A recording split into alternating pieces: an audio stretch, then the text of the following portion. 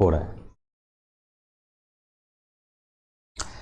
Same second example है root 121, then 121 minus 1 equals 120, then 120 minus 3 जो कि हम लोग का सेकेंड ऑर्डर नंबर होगा, उस केस में 117, then 117 minus 5 equals 112, then 112 minus 7 equals 105, then 105 minus 7 minus 9 equals 96, then 96 minus 11, same 85 minus 13, same 72 minus 15, same 57 minus 17, 40 minus 19, 21 minus 21।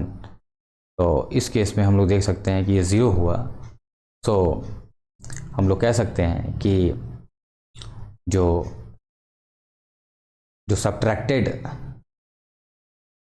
Form में जो मिला हम लोग को कि 121 में सब्ट्रैक्ट करने पे, तो उस केस में जो सक्सेसिव ऑड नंबर होगा from 1 to 21 and obtained 0 in step 11, so 11 square is equal to 121, then root 121 having the square root in form of 11।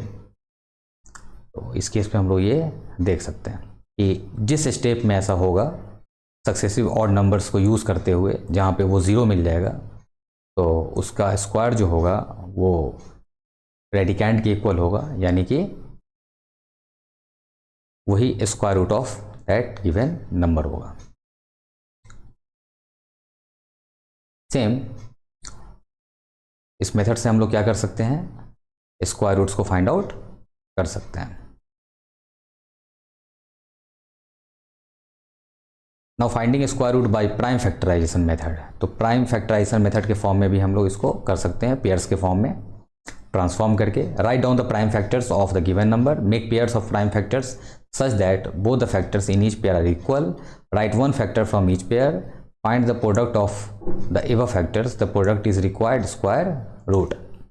इस फॉर्म में इसको हम लोग देख सकते हैं। फॉर एग्जाम्पल, अगर आपके पास ये क्वेश्चन हो कि if we have to find the square root of 1156, then in this case 1156 equals 2 into 2 into 17 into 17. These are the prime factors of 115 and 6. So in this case 2 and 17 are the two pairs. So we can easily see that 17 into 2 is a number which will be the answer of this square root of 115 and 6. Same, if we have to find the square root of 11025, so after the prime factorization method, it will be resulted 3 into 3 into 5 into 5 into 7 into 7. It will give 3, 5 and 7 from each pair, and after the multiplication 105 is the complete answer. Now find the smallest number by which 9408 must be divided so that it become a perfect squares.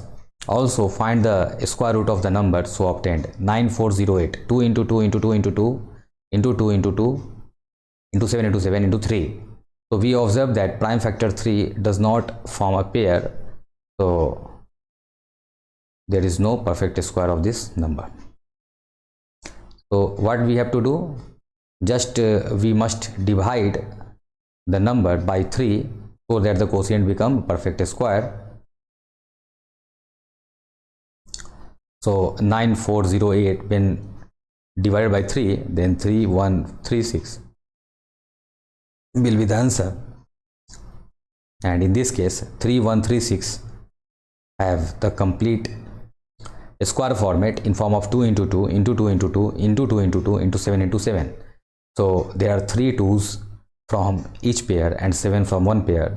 So 56 means 2 into 2 into 2 into 7. 56 is the complete square root of 3136. So our question was that find the smallest number by which 9408 must be divided so that it becomes a perfect square. Also find the square root of the number so obtained. तो इस case में हम लोग क्या करेंगे कि सबसे पहले इसको प्रोडक्ट फॉर्म में ऐसा ट्रांसफॉर्म कर लेंगे और जो सबसे स्मॉलेस्ट नंबर होगा जो कि नॉन पेयर के फॉर्मेट में होगा उससे इस नंबर को डिवाइड कर देंगे और आफ्टर डिवीज़न फिर हम लोग देखेंगे कि अगर वो कम्प्लीटली डिवाइड हो गया है तो उस केस में उसके प्राइम फैक्टर्स को फाइंड आउट करके उसके जितने पेयर्स हैं उनमें से ईच पेयर में से हम लोग एक नंबर फाइंड आउट कर लेंगे और फिर उसके बाद फाइनली उसको मल्टीप्लाई करके उसका परफेक्ट स्क्वायर के फॉर्म में फाइंड आउट कर लेंगे. Now here is a worksheet.